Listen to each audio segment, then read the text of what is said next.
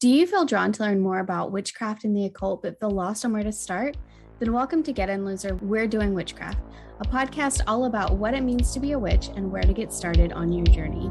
Join us as we navigate through various witchy topics and share what we have learned about the craft. So get in, witches, and let's learn about the goddess and the horned god.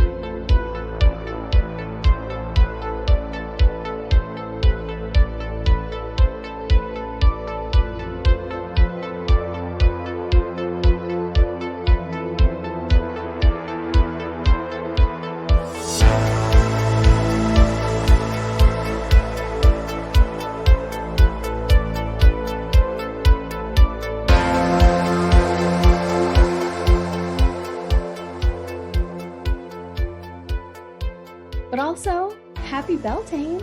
Happy Beltane. Over there drinking your coddle. I am. Yeah. I've gotten to the part where it's just like the oats at the bottom. So it's not as nice anymore, but it was really nice. I have to say it wasn't bad. I didn't mind it at all. A bit too much whiskey, but that's just me being heavy handed. A shot of whiskey is too much. There's no such thing as too much whiskey. Right. Well, maybe not. I'm not a huge, I don't really like the taste of whiskey. I don't either. The only time I actually enjoy it is in coffee, like an Irish coffee, or in tea as a hot toddy. Oh, yeah. See, the only time I really enjoy it is if I'm taking a shot of whiskey. Oof. Because then it's just like down the hatch. Fine. You know what I mean? Yeah. But I'm not a huge whiskey fan. No, that's Anthony's favorite. We have very expensive whiskeys. We have cheap whiskeys. Nice. Yeah. Yeah. Mike likes it too. And then he'll he's one of those people too where he'll drink it and then can you taste the notes of it or something? Anthony does too. And I'm like, no. It burns. It tastes like burning. Yeah. It's like rubbing alcohol. Spicy. I don't know. When we went to Ireland, I think it was when we went to Dublin, there was a whiskey museum, and to go to the museum, you had to buy a whiskey tasting. So we both bought a whiskey tasting, but Anthony just had all the whiskey. Because they would be like, here, why don't you just try this one? And I'm like, I'm not going to like it. And they're like, here, what if we do this? And they would put a single drop of water in it. And I'm like, it tastes the same to me. It burns. Yeah. Can you put my whiskey in the coffee? I'll drink it if it's in coffee.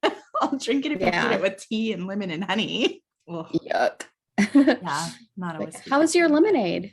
So we're gonna do that later. It's been infusing. It's supposed to infuse for 24 hours. Okay. So, this evening with dinner, we'll probably have either a vodka lemonade or a gin lemonade. It's Yummy. really pretty though. It turned out. I can't wait to hear about it. It's beautiful.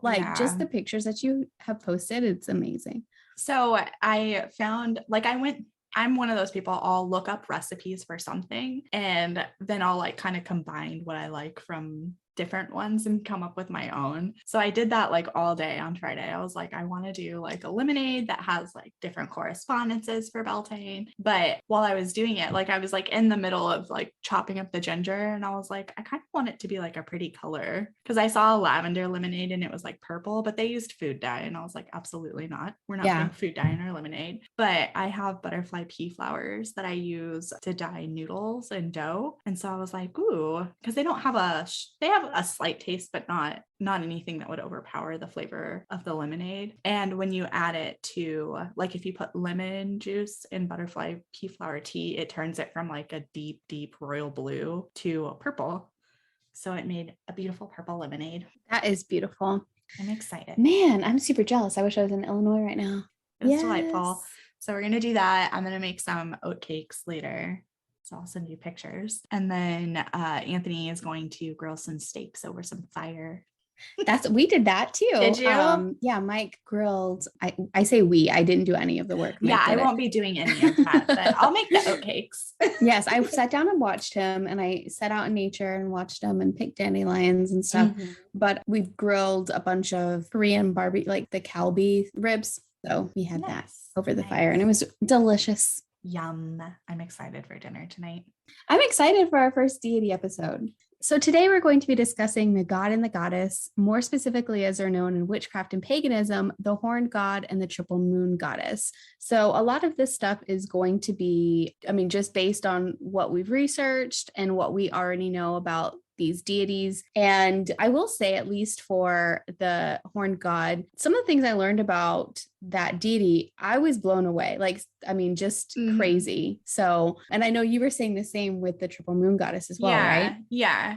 Like the different iterations of her across different cultures, just some of the aspects of her that are just like really rooted in neo-paganism, and Wicca, I think, is the other that she's very like much so rooted in. It was just really interesting to learn some of this stuff that I had never heard before. It was amazing. So if you are interested in learning more about the god and the goddess, definitely keep listening. I mean, keep listening regardless. This episode is going to be amazing. It's probably going to be a little bit longer than some of our more recent episodes that we've done, just because there's so much information, but it's a lot of wonderful information that I feel like you're not going to be able to get anywhere else. Because I noticed whenever I was researching, there really isn't very many like podcasts or YouTube at all videos like dedicated to this information. I mean, there's a lot of information, like articles and journals, books online, and books and stuff. But if you're looking for a more concise explanation of the god and the goddess, would be a great episode to listen to, especially if you are interested in working with these deities. I would say also too, like, after you listen to it, if this is something you're interested in learning more about, start looking up some of the books and some of the articles that we have listed in our show notes, because while this is going to be a great episode that gives a ton of information, I feel like I left out so much information because I knew like we were already going to be at a pretty lengthy episode. So there's a ton of information that we can't even cover in the amount of time for one single episode. Definitely do some extra research on this one if it's something that you're interested in. And deities in general, there's tons of information on every deity out there. They, span across mythology and history, and just like there's so much lore written about them. It's fun to read like the actual like historical information and then see how people take that and put it into stories or movies or TV shows, or it's interesting to me. It really is. And then to see how that lore evolves over time, and how much people, they will take the information that maybe was written in like a Shakespeare play or some novel from the 18th century, and they think that it's fact because it's been like, this is believed to have been fact because of this. I also found crazy with the triple goddess, there were groups of people that took the information and applied it to kind of everyday general life, showing like, this is how the patriarchy has used it against women, or this is how they took this particular goddess and what she stands for and, brought it as a way to build women up. Or it was cool to see that, to see like, a lot of times people will take these and create these like fictional iterations of them, and then people take that as fact. And then sometimes people will take it and use it for bad. And sometimes people will take the information and use it as a way to like build up a community, or it's just interesting in general. Deities can be defined as being a god or goddess that are in a polytheistic religion. So that means like more than one god or goddess can be worshipped or followed or worked with. If working with a deity is something that you want to do, you should first understand protection, banishing, and cleansing before working with a deity. I don't work with a deity. I don't know if you do, Sam. No, I don't either. Yeah. I mean, I know people that do. I've, watched some people that I watch on like YouTube and stuff do, or TikTok or whatever, but it's not something that I've ever felt like drawn to or something that I've ever done myself. So everything that I talk about from this aspect will be like research based and not like personal. Working with a deity is different from worshiping a deity.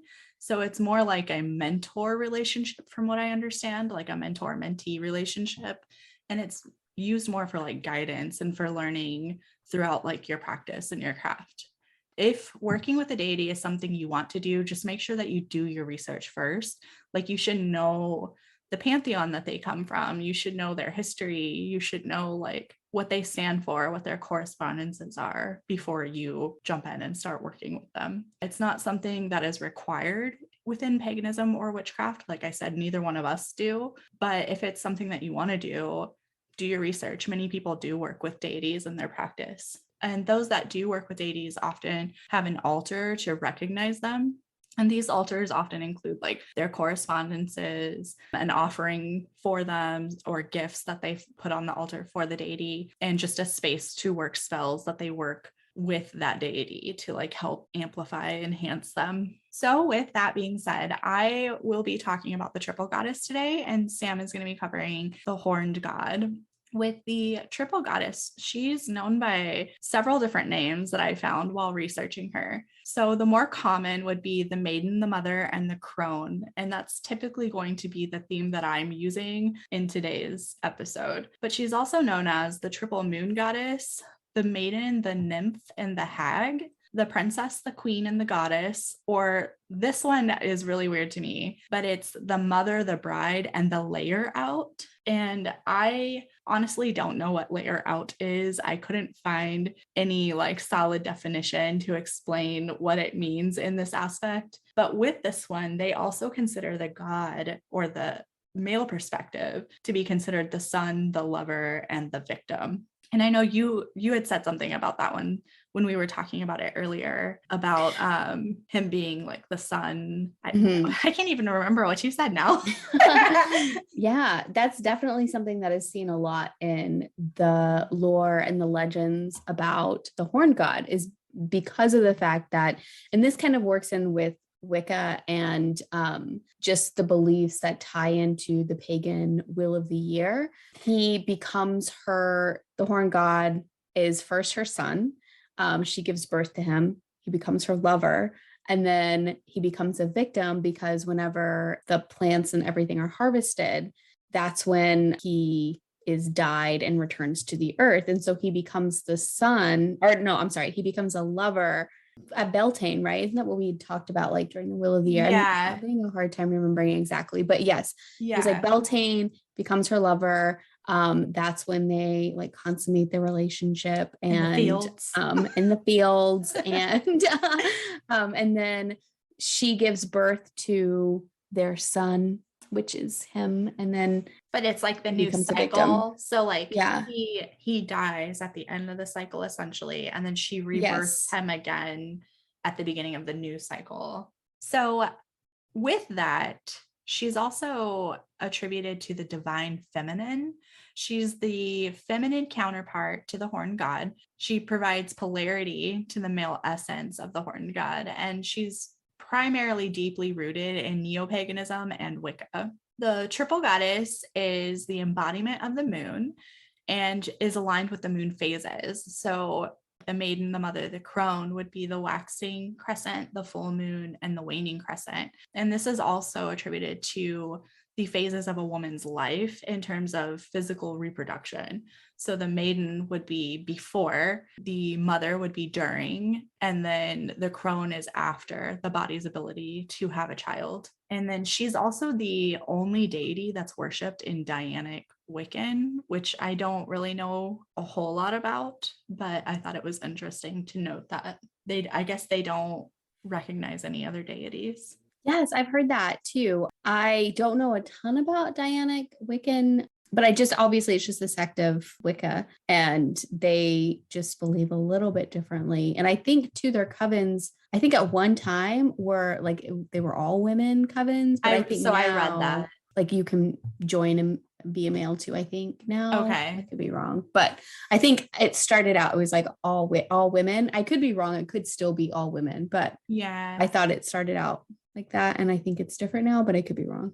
But that's about as much as I know about Dianic Wiccan covens. Well, now we know that they only worship the triple goddess, which is beautiful. And then the concept of the triple goddess can be traced back to ancient civilizations historically. So Hecate is actually believed to be the first iteration of the triple goddess, and she's been worshipped since approximately the 8th century BCE. She's the goddess of witchcraft, the moon, and of witches. And this was something that I don't know how like based in fact it is, but a lot of the information on this section historically showed that there were several goddesses across various cultures that had 3 versions of themselves, or they were patrons to 3 specific things that were different phases. So some more examples would be the Celtic goddess Bridget. She rules over 3 crucial skills within Celtic society. So healing, poetry, and smithcraft. And then the Greek goddess Hera has 3 different roles. She's the girl, the woman, and the widow. And then some texts actually show cross culture for this. So they'll have Diana, who is part of the Roman pantheon, as the maiden, Isis from the Egyptian pantheon as the mother, and Kali or Kali from the Hindu pantheon as the crone. And it shows them learning from each other, teaching each other, and coming together across pantheons. So I thought that was kind of cool. That's beautiful too. Yeah. Because usually when it comes to religions, you don't see that cross sect. And especially like this is a little bit off topic, but I feel like what it reminded me of when you were talking about it is how within a lot of the major recognized religions, there is always like some character that is like Jesus, but they're named differently. And they have like, even though like some of the stories might be similar, but for the most part, they're different. It pretty much has the same like moral underlining in the story. Like the same foundation that it builds from. Exactly. Yeah. And so it makes me like think about that and how, you know, if within these religions and these different pantheons, you're able to see this learning and coming together. Why could we not have done this with some of the major religions? Yeah, it's like with some of the more major religions today, it's more of a war, or, you know, like we have to show that we're better versus like, hey, let's do the right thing and come together and help each other out. It's like very segregated and gross. Like we all pretty much have the same, like supposed to have pretty similar moral values, but instead we choose to hate each other for believing differently. It's weird. Weird. Yeah. So with that, like she's celebrated across various cultures and dated back as far as the 8th century BCE was the earliest that I could find. So it's something that, you know, it's always kind of been there basically, like throughout time. People still come back to it. So she's just been celebrated across cultures for centuries. The triple goddess is believed to rule intuitive water, where our world and the other world meets. I couldn't find a whole lot on that. It only popped up like a couple of times, but with no like real explanation. It was also attributed to crossroads, that she ruled over the crossroads. She teaches us how to live in balance and to fully embody each phase of our life. And she's very connected with the element earth. She has like a fierceness to her. Everything behind the triple goddess, even when she's the maiden, it's, you know, the curiosity and coming into her own and finding her power. And then as the mother, it's like, you know, it doesn't have to be like actually birthing children and mothering. It could be, you know, maybe starting a business or finding something that she's very passionate about and like working towards that thing. And then as the crone, she's like full of knowledge, and just everything about her is backed by this like fierceness, this, you know, ability to like persevere and come through each stage of her life without the fear of like death or of illness, or it's just more about like living in the moment and being able to share that knowledge and build people up and bring everybody together. I thought it was really interesting. If we look at each one individually, starting with the maiden, she's traditionally portrayed as a virginal young woman who has not yet been awakened, and she's often depicted as like a damsel in distress or seen as innocent. The patriarchy tends to push women to stay in the maiden phase, pushing things like beauty products or gearing things towards staying young, like plastic surgery, like cosmetic surgery, makeup, aging creams. I'm like drawing a blank, but you know, the beauty basically industry everything in general, and like staying fit and staying thin and just being young. That's like how we're pushed as women by the patriarchy to be. And it's working an agenda that makes women feel that if they age out of the maiden phase, that they'll no longer be worthy.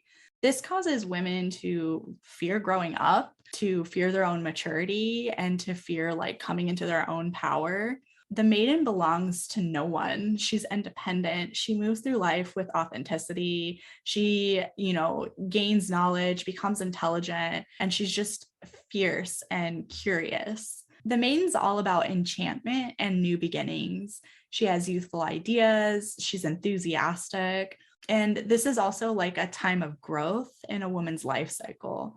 She's represented by the waxing phase of the lunar cycle as the moon grows from dark to full after a new moon. She's associated with dawn, sunrise, and the spring season. She represents beauty, fresh potential, and new life. She has qualities of innocence, of youth, of self-confidence, intelligence, and she's very independent.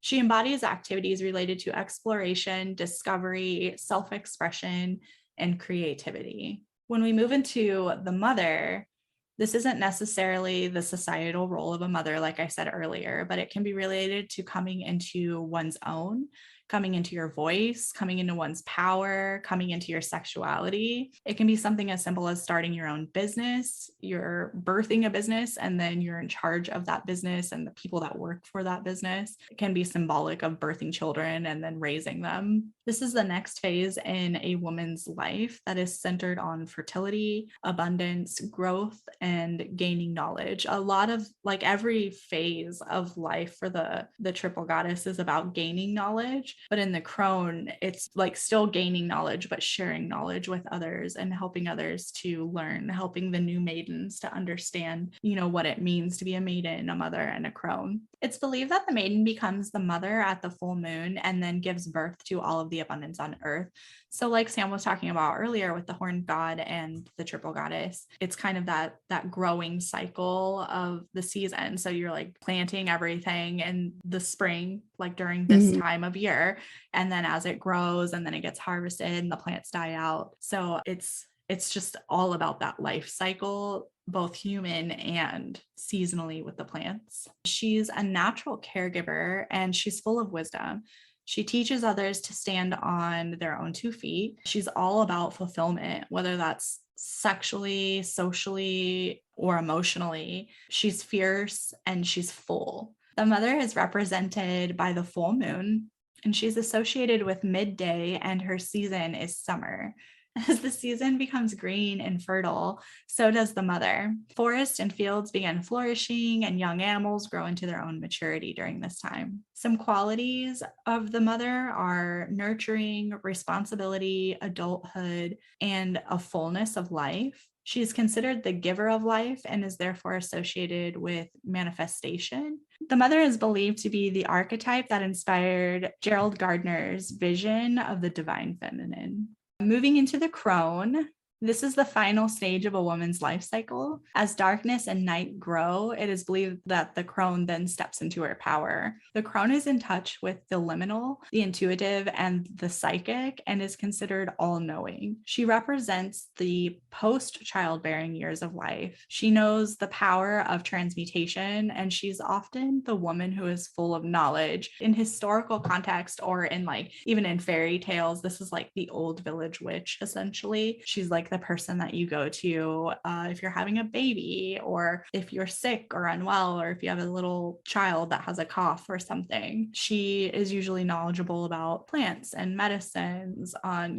how to help women give birth and managing different ailments. The crone is often considered the hag and the wise woman, the darkness of night, and then eventually also death. The crone is the wise elder aspect of the goddess, and she governs aging and endings, death and rebirth, past lives, transformation, visions, prophecy, and even guidance. She's represented by the waning moon, and she's associated with autumn and the chill of winter, the dying of the earth, or the ending of the growing season, of sunset and night. And the crone reminds us that death is part of the life cycle. I love that because, as you were mentioning at the beginning with the maiden and how patriarchy has just taken basically that and wants us to stay in that box, to see how powerful the other stages are.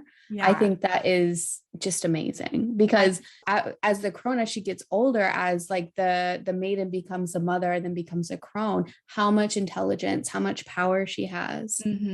Well, and it's normally in today's society, even as our own get older, we just kind of throw them to the side. Like, here's a nursing home, live out the rest of your life there. I'll pop in and see you every now and then. But historically, the crone has been that knowledgeable person that everyone can go to for something. Like, if you're sick, if you're having a baby, if you just need life, what's the word? Advice. Counsel. Yeah. If you just need like everyday counsel, you can go to them because they've experienced so much more than what you have at that point in your life. Yep. So it just goes to show, respect your elders and respect them for the knowledge that they have. Don't respect them just to respect them, but respect them for the fact that they've been there. They have that knowledge. They have that power. They've seen so much. Yep. And then also too, if you are in that phase of your life where you're leaving the maiden and you're transitioning into the mother period or the crone period of your life, don't look at it as a negative thing. Look at it as a very positive thing, because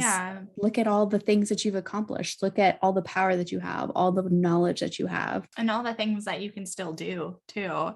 Just because, you know, you're not 19 doesn't mean that you can't go out and do all the same things that you used to do. It's just, that's how society pushes it. Mm-hmm. So with that, I found some other like just few tidbits that I found interesting and wanted to share. This goddess, the triple goddess, can be seen through a bunch of different shows and movies, through different tropes. And one that I found really interesting was the Freudian trio. So you see this a lot with three sisters, like in Charmed, like the Sanderson sisters, you see it with that too. Mm-hmm.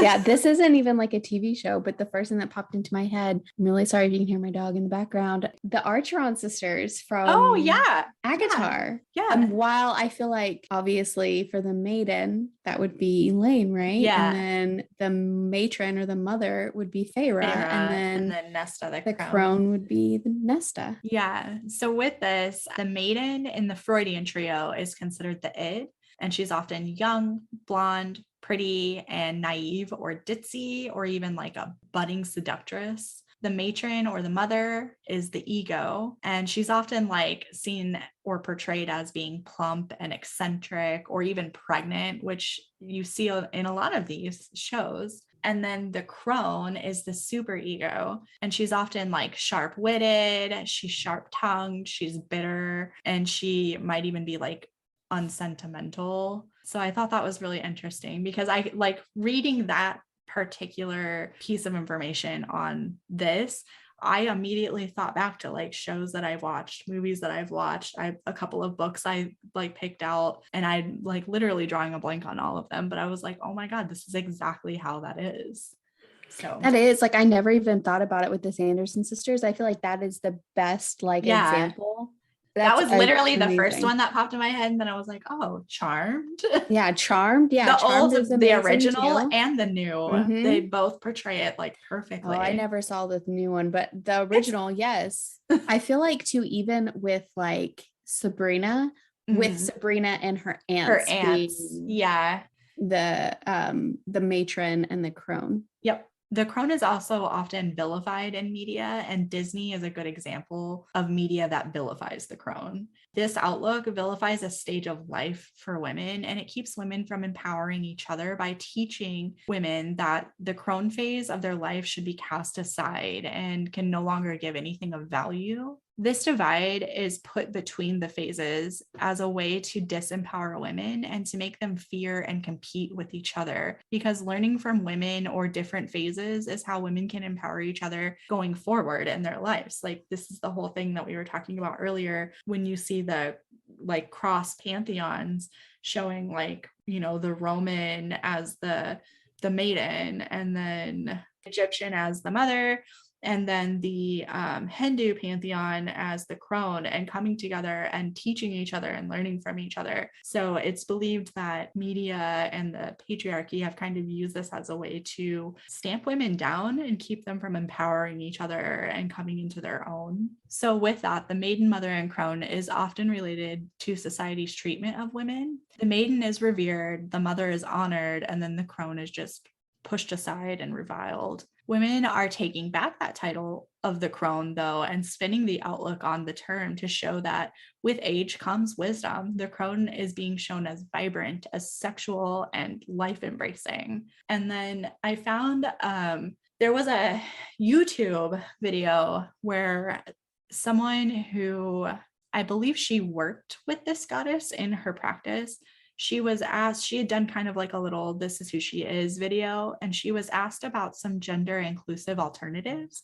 So this was something she came up with. I don't know like if she researched it and found it. I didn't find it anywhere else, but I thought it would be interesting to share, just to have some kind of gender inclusiveness to the triple goddess. So she shared that this could be, instead of the maiden, the mother, the crone, it could be the warrior, the lover, and either the monarch or the mystic. The sun, because the sun is the opposite of the moon, the triple moon, and then the student, the master, the teacher, which I felt was so fitting for this particular goddess, because that's, you know, the maiden is coming in and she's learning. The mother has, you know, learned and she's come into her power and she's birthing, whether it's a child or a passion or whatever. And then the crone, she's learned everything and now she's teaching it to the next role of the maiden. So I like that. That's beautiful. Yeah. So let's talk about the horned god. The horned god is viewed as a male counterpart to the goddess. He's portrayed as the consort of the goddess, and there's not one specific deity within the pagan pantheon that is referred to as the horned god. In fact, the horned god relates to many horned gods with many different names, such as Cernunnos, Pan, Janus, the Green Man, and Osiris, just to name a few. And I think sorry, I didn't mean to cut you off, but I think that it is important to note this. And that's why I did too with the triple goddess, because it's not specifically just one specific deity. This is something that has been seen in every pantheon, whether it's through like Hecate being over 3 specific things, or and I can't even remember which goddess it was that I said now, but the one that she was like, the widow was like the crone. So she was like the child, the mother, the widow, or something like that. I can't remember, but like, it's important to note these, because when you're new to something like paganism or witchcraft and you're hearing all these different terms, this is why we always say do your own research, because it isn't necessarily one specific thing, or it doesn't have one specific meaning. Like, you should really know what you're going into before you just jump into it. Exactly. Yeah, you are so completely correct. Before I go into a bit about each of these separate deities, let's look historically at where we get the horned god. While researching the history of the horned god, something I found incredibly interesting are the ties that the horned god has with women and fertility. Folklore researcher J.G. McKay found evidence of a matriarchal hunter-gatherer society ruling in the Highlands. This is like a pre-Celtic deer cult. And sometimes they're depicted as mortal witches. Sometimes they're depicted as giants, or I guess the female version of a giant is a giantess. So sometimes they're referred to as giantesses, and they owned, herded, and milked deer. So in pre-Celtic just symbolism and lore, deer were known as a sort of god or deity, and they were seen as divine messengers in much of the folklore of this time. In modern Scottish Gaelic and modern Irish Gaelic dictionaries, the word, I had to look this up, how to pronounce it, because it looks like it says fade. It's not fade. It's pronounced fig or fi. So I feel that way with everything like Irish, Scottish, like Celtic. It looks one way and it's not. Like names, that's a big one. Like, yes, like Siobhan looks like Siobhan. Really does. Anyway, these modern Scottish, Gaelic, and modern Irish dictionaries literally translates to deer and God or prophet. So the fact that they have both of those definitions for that word, and I feel like that's really telling, considering the folklore surrounding this deer cult. And then in fairy lore, deer were to fairies what we use cattle for. And women fairies could transform themselves into red deer. So I wonder, have you seen, like, if you look up like anything paganism, because, you know, like I'll try to look up things to use like in our like teaser videos and stuff, like images. But if you look it up, like just pagan or whatever, there are a lot of times there will be an image and it's like a woman and she has like the deer antler horns and stuff. And I wonder if that's where this comes from. I always just thought it looked cool. I didn't know any history behind it. But now that you're talking about this, I'm like, I wonder if these images stem from like this particular piece. I think that's exactly where it comes from. And to me, it just was so interesting reading about how that kind of evolved into the horned god that we know now. So a quote from this researcher, J.G. McKay, he said, long, long ago, a state of society existed in the Highlands when women was supreme. All women were supernatural and magical. All ghosts, whether of male or female creatures, were feminine. Fairyland of the other world was tenanted or inhabited exclusively by women. Men were in the hunting stage of development and feared women. Their spiritual mothers, all of whom were capable of guiding the destinies of men magically, either for their weal or woe, as they chose. The deer was a god, the ghosts of deer became fairy or supernatural women, and deer were the cattle of the fairies or of supernatural beings. That is really interesting. And just the fact that, I mean, how powerful, and like men were fearful of women and they were still in that hunting phase where like I just think of like cave dwellers and women were these amazing powerful beings. So and then during this time, priests and priestesses and pagan animal cults, I mean just throughout, I mean not even just during this time but throughout history, they often wore ornamental headdresses of a sacred animal. And in ancient Gaul, people would sacrifice animals to Artemis for permission to hunt. This practice may be based on Aboriginal Gaulish deer goddess cults, and Cernunnos is possibly the patriarchal interpretation of the deer goddess from these Celtic cults. With this, we see this masculine transformation of female divinity. So there's a reflection of the change from the matriarchal to the patriarchal societies. And today, in traditional German and English stag dances, they're performed by men who dress up in women's clothes. So it's kind of going back to those ancient Celtic traditions of women having this power and women being powerful. And so it's crazy to me that now you see it, but we have the horned god as a man, and some of these places they dress up as women and really dance with stag horns on their heads. So, and then obviously throughout the years, beliefs have changed and transformed. And now, especially relating to the horned god, man is born of nature and directly tied to the fate of nature. And that's how we see the horned god. Going back to kind of talk about each of these different gods that can be a representation of the horned god. The first one is Cernunnos. This is the horned god in Celtic mythology. He's connected with male animals, particularly the stag. He's associated with fertility and vegetation, and he's found within the British Isles and in Western Europe. He's usually portrayed with a beard and wild shaggy hair, and he is the lord of the forest, the protector of the forest, and the master of the hunt. He can be also seen as the god of death and dying, and I kind of thought this was really sweet, but he takes time to comfort the dead by singing to them on their way to the spirit world. That is precious. It is.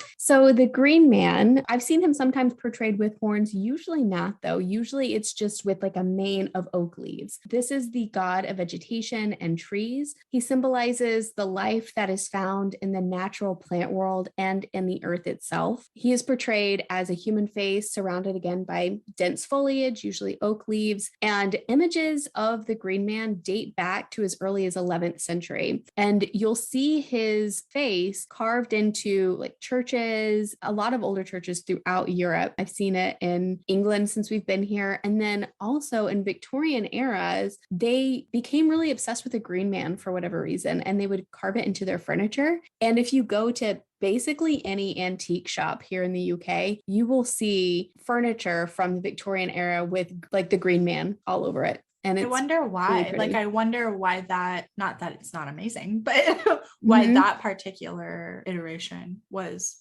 kind of an Yeah. obsession at one point, you know? Exactly. I'm not sure because I feel like too, like in the what I was reading was like in the past, like whenever they churches became super popular in England and they're sprouting up everywhere and they were building them out of rock, it seemed like the masons that were putting the churches together, working on the churches, building the churches, whatever, it's like they were carving the green man into the church kind of in secret or Like like as a way just to kind of hiding rebel. it. Yeah. Because And I feel like so this goes back, like with the churches popping up all over England, that goes back to the whole King James the First era, getting rid of anything that wasn't Christian, shunning women that knew too much, kind of thing. So yeah. that I do find that interesting because, you know, obviously not everyone wanted to convert to Christianity, but it was that or jail or death or you know. So like Mm-hmm. that's a funny way for them to be like, oh, look at this beautiful church we built. And then they're like, haha. Yeah.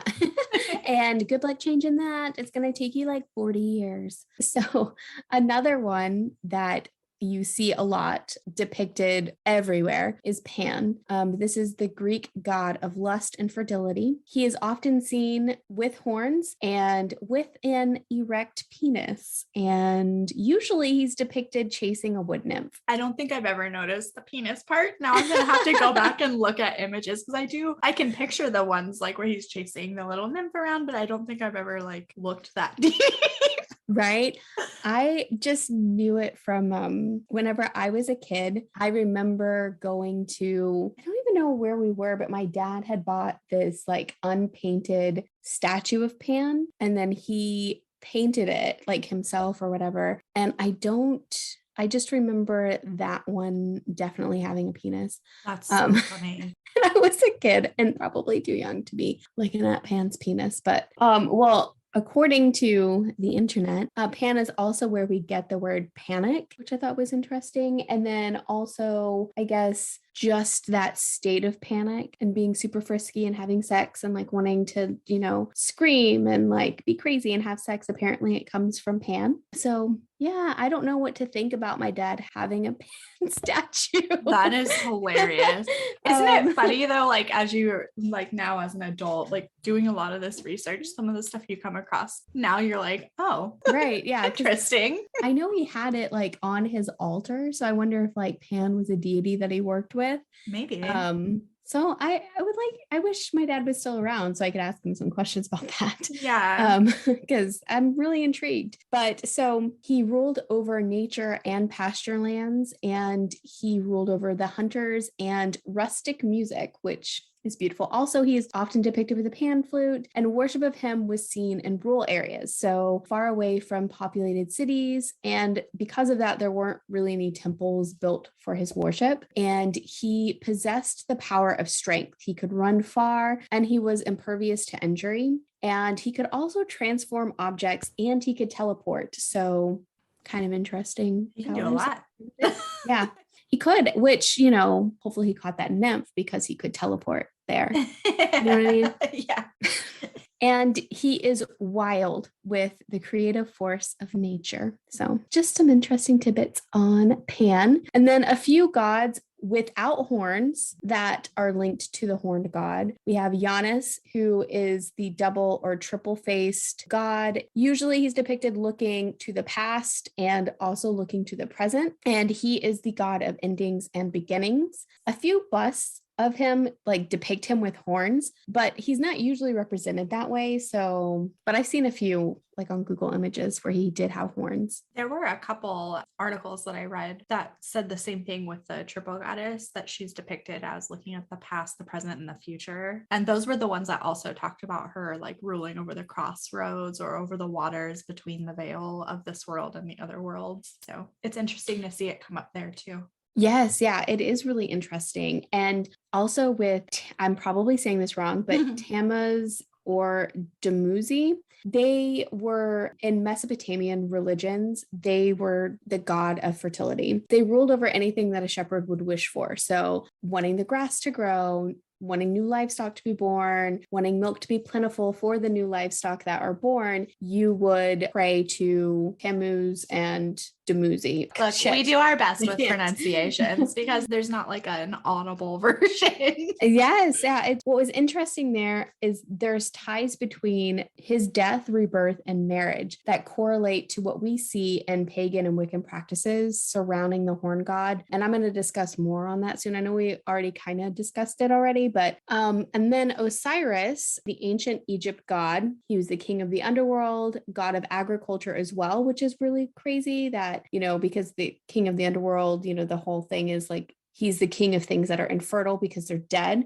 but also he's the god of agriculture. But it kind of harkens back to that cycle of death and rebirth. And that's why. So every harvest, he was symbolically killed, and his rebirth would center around when crops would begin to grow again, which kind of goes back to everything we've been talking about already. Also, real quick, like Cernunnos, the first god I was talking about, the Celtic god of fertility and vegetation, he also was seen as the god of the underworld. So, and then real quick, because I feel like I didn't even really want to put this in the notes, but I felt like there was too much information correlated between this and the horned god that I couldn't keep it out. But there are ties between the horned god and Herne the Hunter. So Herne the Hunter originally was from an unknown author in the 18th century. He's depicted as a forest keeper who feared he would lose his job due to some offense he committed, and he completed suicide by hanging himself in a tree. And because of that, he haunts others. He's usually seen wearing stag horns, and this lore evolved from the novelist William Harrison Ainsworth and with Shakespeare. In the novel Windsor Castle that Ainsworth wrote, he is seen as the ghost of a gamekeeper who causes illness and death to livestock,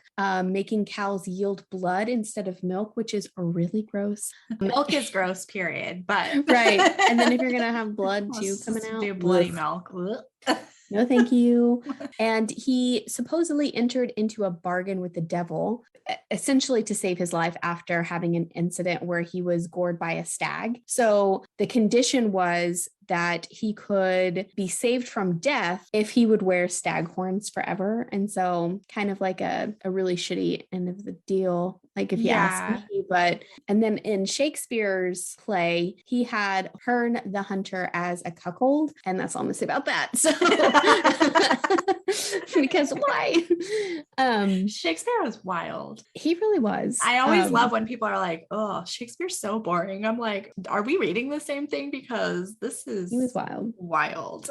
And then Jacob Grimm, from one of the brothers Grimm or whatever, he basically, his thoughts on Herne the Hunter was that Herne may have been based on the European pagan god who led the fairy wild hunt. And folklorist Margaret Murray in the 1930s, she basically took all of this information about Herne the Hunter and kind of evolved it into the horned god. So basically, in her book, God of the Witches, she associated Herne the Hunter with an ancient deity of a horned nature. And she stated that Herne is the English name for the horned nature god, whom she made the main male deity of her imagined medieval and early modern pagan witch religion. So she basically took Ainsworth's novel and made it historical fact and not the legend that it was. So it kind of morphed from there, from this information that was just based on like a local legend and made it fact when that's not really the case. But you know what? It is what it is. Have you read Slewfoot by Brom? No, I haven't. So it's a work of fiction. It's purely fiction. There's nothing like historical or whatever, but it uses a lot of these elements that you're talking about with Herne the Hunter or the horned god just in general, because the main character comes across he's like a goat man is how she describes him. And it's set in like Puritan times. And so she believes him to be the devil at first, but the more she gets to know him and he had like lost his memory and she's helping him like gain his memories back, it's like becoming clear that he was like just like a horned nature god. And it's a really cool like depiction of these in a fictional book. Oh, nice. Yeah, I may have to check that out because it sounds right up my alley. Basically, basically as time has evolved, the horn god has been reinvented as a benevolent spirit of nature. He's depicted as the lord of animals. He's understanding and protective of the creatures of the wildwood. He's gentle, tender, and comforting. The dying god is also how he's portrayed. His death is always in service of the life force. He is untamed sexuality, powerful, and the image of what men could be if they were liberated from the constraints of a patriarchal culture, which is interesting. That is. The horned god is the life force. And in some Wiccan traditions, the cycle of seasons follows the relationship between the horned god and the goddess. And I think I misspoke earlier whenever I was kind of talking about how it relates to the Wheel of the Year. I had the wrong season. So I was thinking about it as you're talking, and I was like, I said that wrong, but whatever. So during the fall, the horned god dies as vegetation and the land go dormant. And in the spring at Imbolc, he is resurrected to impregnate the fertile goddess of the land. And this whole belief system is a neo-pagan belief because there's really nothing documented in history that says that this was actually celebrated in ancient times. And so he is seen as the child and the consort of the triple goddess. He mates with the goddess at Beltane, dying at summer solstice only to be reborn as her child at the new year or winter solstice is how other people kind of view this cycle. And he's the key symbol in birth, death, and rebirth cycles. He is also known as the hunter. So he has strong ties to Great Britain and the idea of the wild hunt. And then he's also known as, outside of being very benevolent, in this hunter symbolism, he's known as the taker of life, a vengeful, evil hunting spirit with a pack of demonic hounds, portrayed carrying a bow. And in myths, he is portrayed as Robin Hood's father. There's also links to the wizard/druid Merlin and the horned god, as Merlin was often seen in the company of stags and occasionally riding a stag. So in some beliefs, Merlin is depicted as a horned god, but I mean, it really just up for interpretation, how you want to believe. It is what it is. But what I found was really interesting is there are cave paintings, one in France at Trois Frères, and it dates back to 13,000 BC. And on the painting, it's a cave painting of a half human, half stag spirit known as the sorcerer. And it represents a shaman dressed as a stag performing a ritual to ensure good hunting. And this is associated with the Celtic god, obviously, Cernunnos, the Roman and Greek mythology, and the Hindu god Pashupati. I'm not sure how to say that. Did my best. Look, we try. Yeah, we try. But what's interesting is this cave painting predates all of these cultures. So this was on the wall before we have any of these other things. Wow. So, and obviously because of the horns, the horned god is often misinterpreted as a symbol of Satan. And unfortunately, this is due to 19th century paintings of Satan that include ram horns, much like what is depicted for the horned god with his stag horns. So completely wrong animal too. But you know what? People they can't stop themselves. They take things and run with it. Yeah. Before I kind of end with ways in which you can work with the horned god, I do want to just kind of jump back to the fact that, because of, the things that you researched, Tiffany, and then what I found too, it's really interesting to see how gender fluid both of these, like the god and the goddess is. It's kind of like they're both one and the same. Yeah. And we just as humans do not have, I feel like, the capacity to really understand completely what it is. You know what I mean? Yeah. No, it's we took separate sides of this, researching just one, but obviously there was crossover in between. And it's just interesting to see how deep the history of these things go. Like in yours, you found something that predates all of these cultures that we've both been talking about throughout this entire episode. So it's interesting to see that. And not only that it predates these cultures, but how each culture took it and made it their own with their own pantheons. You know, you don't see it just in one culture or just in neo-paganism or just in Wicca, but it's shown in every single one of these pantheons. They have a version of the triple goddess and the horned god. And just the fact too that both are associated with fertility, with rebirth, with death, with everything. The full life cycle, the growing seasons. And, you know, to me, just learning about the fact that the horned god could have been based on a very matriarchal society just really makes me wonder how these two come together. Like if it is a situation of, you know, the horned god is an extension of the triple moon goddess and they can be worshiped one and the same, and they can be, you know, you're just working with different elements of them, because even with the horned god, you know, if you want to work with the green man, that represents something different than if you were wanting to work with Pan, obviously. So, but they're all kind of underneath this, just, I don't know, this a bigger pantheon.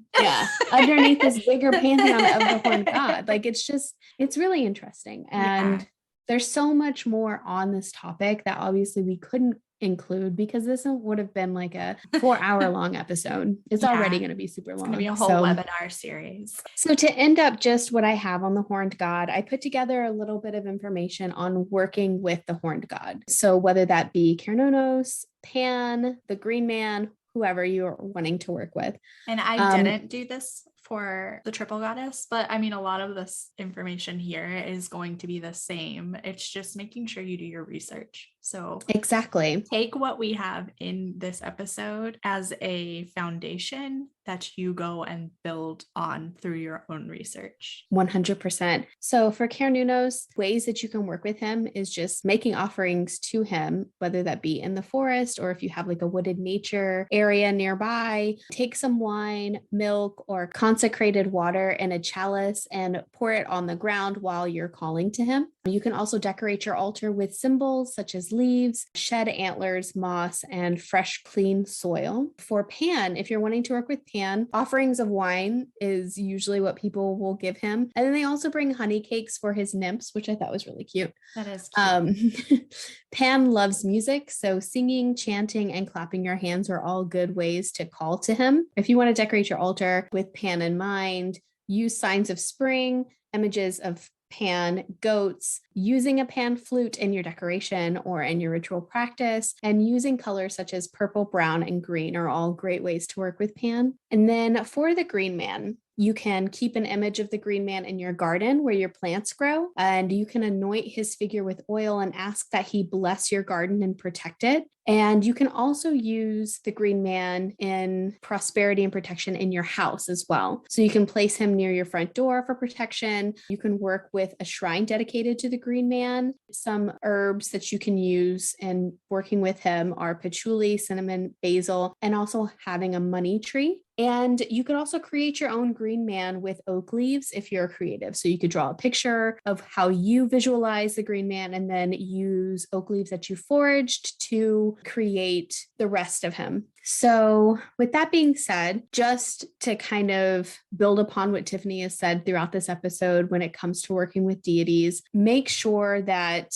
you do your research, obviously. Yeah. And when you're working with deities, this is something that I got from an author that is really prolific in the Wiccan community. He's wonderful. His name is Jason Mankey. But he basically said that working with deities is a lot like asking a friend for help. You wouldn't ask a stranger for things. You would go to like a friend or something if you really needed something. So definitely establish a relationship with that deity first before you start asking for things. And then definitely do this and get to know the deity that you want to work with before you try to do invocation work. Don't just take something also without giving back. Like you wouldn't do this with friends. Like in order to have a very successful and bountiful friendship, there needs to be that give and take. And the same is being said for whenever you work with deities. So make sure that you're giving back, like with an offering or something. And ways that you can do this with the green man, with Pan, with Cernunnos, with just the horn god in general,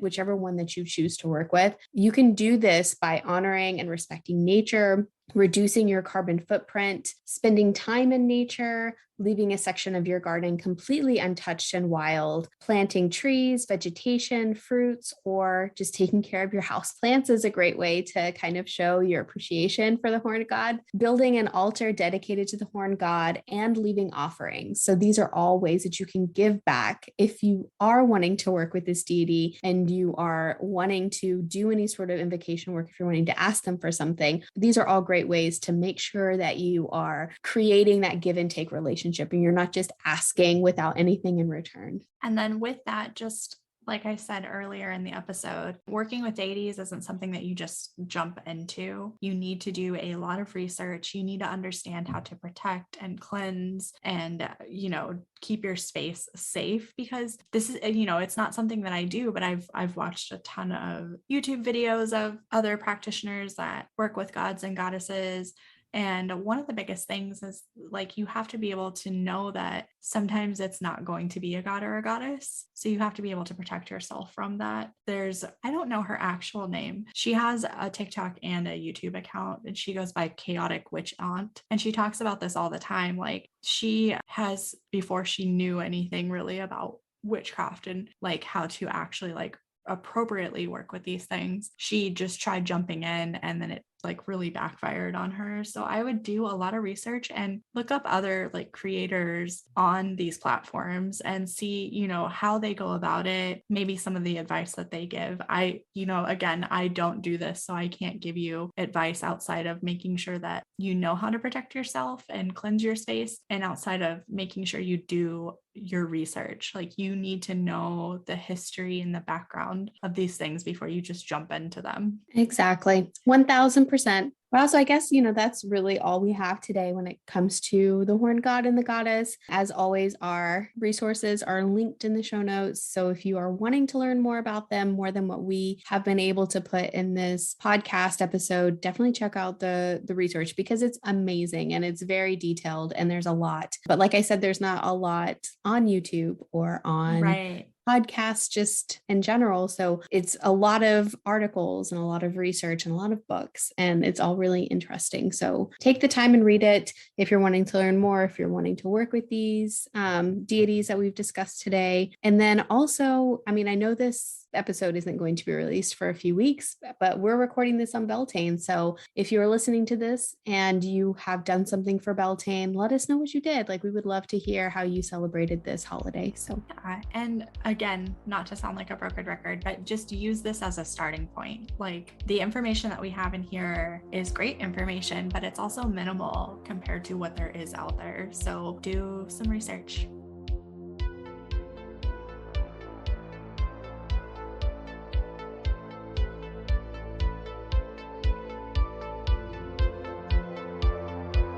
That's it for this episode of Get In Loser, We're Doing Witchcraft.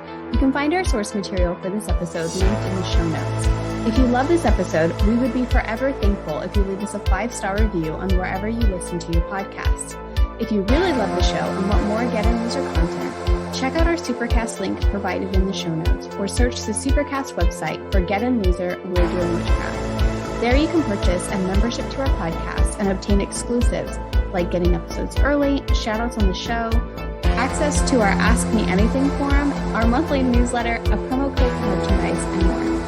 You can also find us on Facebook, Twitter, and Instagram at Get In Witches, or email us at we'redoingwitchcraft@gmail.com. Check us out next week, where we will explore the summer solstice and Letha. Until then, blessed be, witches.